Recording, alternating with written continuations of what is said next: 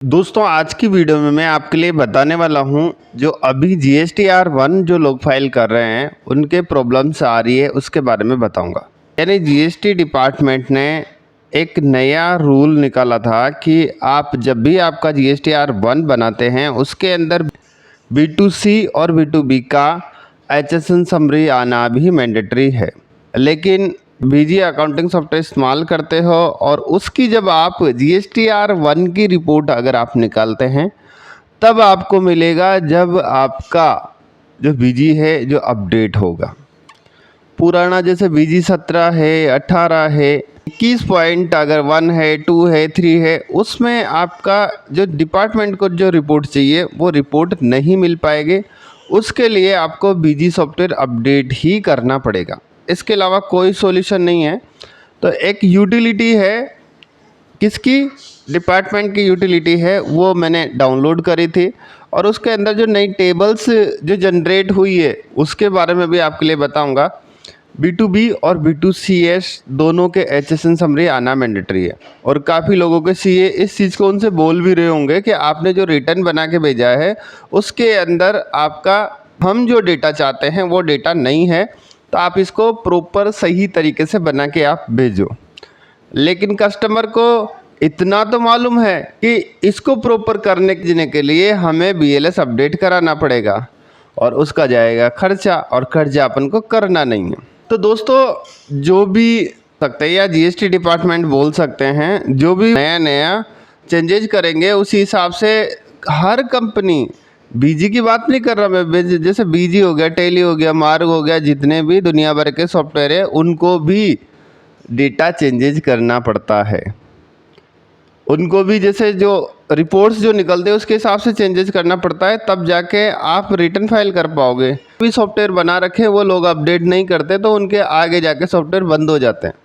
एक लिमिट समय तक ही वो सॉफ्टवेयर चलता है जो GST के साथ, इनकम टैक्स के साथ कंपैरिजन में अपडेट होते जाते हैं, वही सॉफ्टवेयर आगे बढ़ते हैं, बाकी क्या है फेल्ड हो जाते हैं।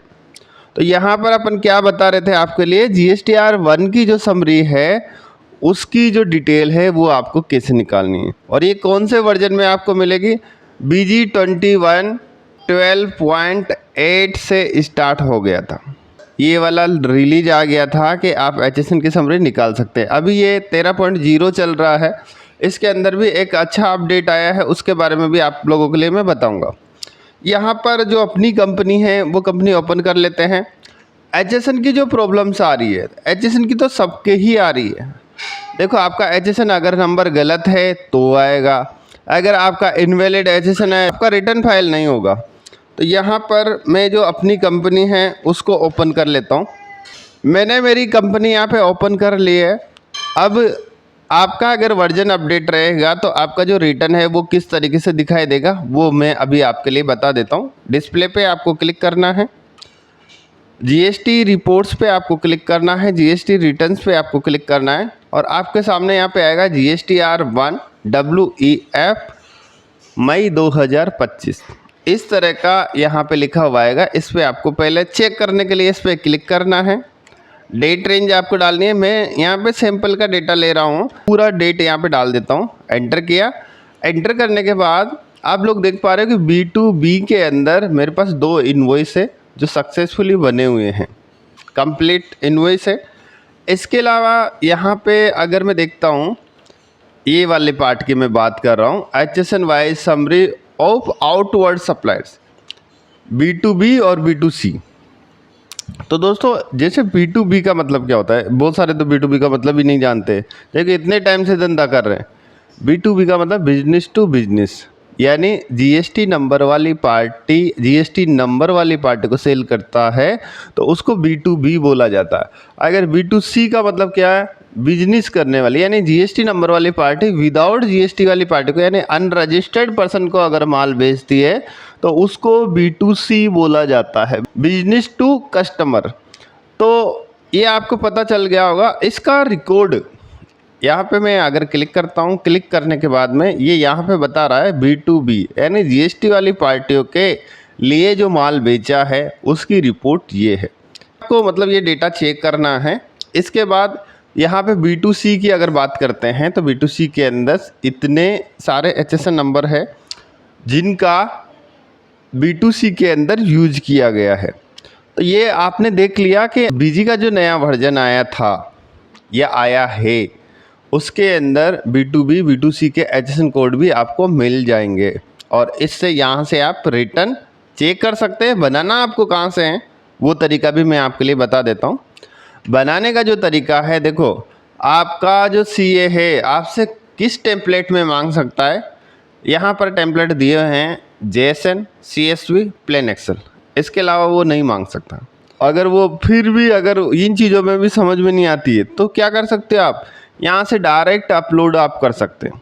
डायरेक्ट अपलोड जैसे क्लिक करोगे तो पोर्टल पे चला जाएगा, उसको केवल चेक करना है। उसको आप फिगर बता सकते हैं। फिगर का मतलब जैसे GSTR1 का जो रिपोर्ट अभी बना था उसका फ़ोटो खींच के भेज सकते हैं, अगर उसको ज़्यादा मेहनत नहीं करना है तो। ऐसी रिपोर्ट मांगते हैं जिसकी आवश्यकता है ही नहीं। बहुत से CA ऐसी रिपोर्ट मांगते हैं जिसकी डिपार्टमेंट को आवश्यकता नहीं है, लेकिन फिर भी वो मांगते हैं। किस लिए मांगते हैं? कस्टमर बार बार परेशान हो और ये इस सॉफ्टवेयर को छोड़ के टैली ले ले और टैली का डेटा अपन खुद ही अकाउंटिंग करेंगे और इसका डेटा भी यहाँ पे अपन चला सकते हैं। क्योंकि बहुत सारे CA ऐसे रहते हैं जिनको बीजी से एलर्जी रहती है। एलर्जी का मतलब उनको अच्छा नहीं लगता है। तो दोस्तों यहाँ पे आपके सामने 4 ऑप्शंस है। डायरेक्ट अपलोड का ऑप्शन है, यहाँ से क्लिक करोगे तो आपने अगर आपका user name and password enter कर रखा है तो आप लोग यहाँ से अपना जो पोर्टल है उस पर GSTR1 की फाइल अपलोड कर सकते हैं। जो भी कुछ एरर आएगा आपके सामने आ जाएगा, क्लियर करके आप अपना रिटर्न फाइल कर सकते हैं। यहाँ पे JSN फाइल बना सकते हैं आप। अगर आपका CA JSN फाइल अगर मांगता है तो यहाँ से निकाल सकते हैं। यहाँ CSV फाइल आपको निकालनी है प्लेन एक्सेल। ज़्यादातर केस में मैं प्लेन एक्सेल जो भी CA रहते हैं उनको भेजता हूँ। यहाँ पे मैंने एंटर किया। एंटर करने के बाद यहाँ पे डेट रेंज मैंने डाली 1/4 से पूरी डेट रेंज में डाल लेता हूँ। मैं केवल ये सैम्पल फाइल निकाल रहा हूँ। ओके किया। ओके करने के बाद यहाँ एरर चेक करने का सिस्टम है। एरर इसमें किस तरह का एरर आता है, जैसे आपका GST नंबर गलत है, पूरा डिजिट आपने नहीं डाल रखा है, आपका राजस्थान स्टेट है, दिल्ली में आपने माल बेचा है लेकिन CGST AGST लगा रखा है, आपके सारे ट्रांजैक्शन इसके अंदर आ जाएंगे।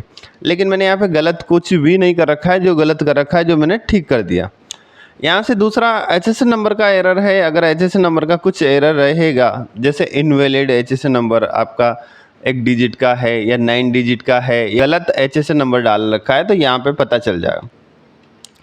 इसके अलावा चेक एरर डॉक्यूमेंट्स, इस पर क्लिक किया, इस पर भी कुछ भी नहीं आ रहा। यहाँ पे प्रोसेस विद प्लेन एक्सेल पे मैंने क्लिक किया। क्लिक करने के बाद मेरा जो GSTR1 है वो जनरेट हो चुका है।